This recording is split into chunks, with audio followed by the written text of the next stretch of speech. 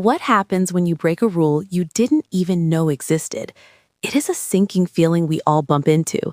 But thousands of years ago, an ancient text laid out a surprisingly detailed blueprint for how to make things right. Today, we are exploring the rules for breaking the rules.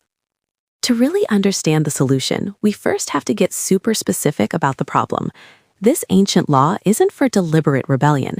It is for what it calls an unintentional sin, basically violating a rule without even realizing you were doing it. But here's the twist. Ignorance is no excuse. The text is crystal clear that once you discover your mistake, you are still guilty. The act itself caused a disruption in the community, and it didn't matter what your intention was. So, if you are guilty even when it's an accident, how do you fix it? Luckily, the system doesn't just point out the problem and leave you hanging. It provides a really powerful, ritualistic antidote designed to repair the damage.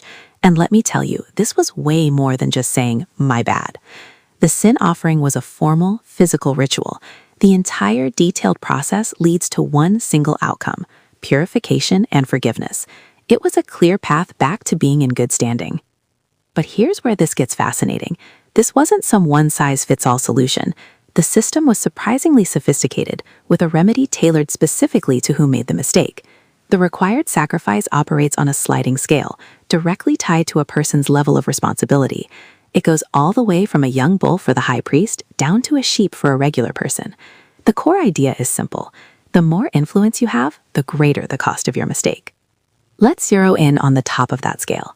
When the high priest or the entire community messes up, the cost is a young bull, the most valuable sacrifice possible. Why? Because a leader's mistake ripples out. It brings guilt on everyone. A community leader's mistake requires a male goat, which is still a very high price because their actions directly affect all the people they govern. And what about an ordinary individual? For them, the requirement is a female goat or a sheep. It's a much more accessible sacrifice, and that reflects a really fair idea. An ordinary person's unintentional mistake has a much more limited personal impact. The system makes sure that fixing a mistake is proportional to the damage it actually caused. So what actually went down during one of these rituals? Let's break down the anatomy of the ceremony.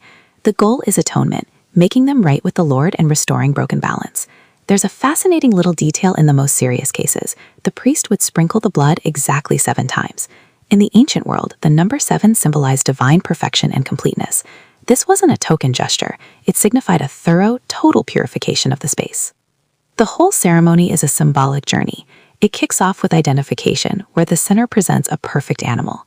Next is transference. They literally lay a hand on its head, symbolically passing the guilt. Then comes the central act of atonement as the blood is applied to the altar.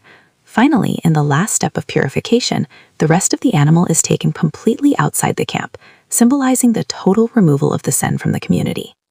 If we zoom out from the specific details, what principles does this ancient system reveal? It teaches that accountability scales with influence. It shows that mistakes ripple out, but it also offers a ton of hope, showing there is always a defined path back to forgiveness. This isn't just an arbitrary list of rules. It's a carefully designed system intended to maintain social and spiritual harmony in a world where people are definitely going to mess up. This ancient text provided a clear, structural path for making things right. It leaves us with a pretty big question today. In our modern world, what systems, whether legal, social, or personal, do we actually have for making amends when the harm we cause is completely and totally unintentional?